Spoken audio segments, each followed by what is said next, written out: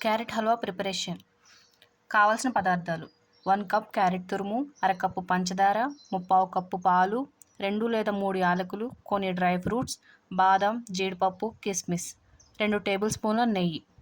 తయారు చేసుకునే విధానం: ముందుగా స్టవ్ ఆన్ చేసుకుని ఒక ప్యాన్ పెట్టుకోవాలి.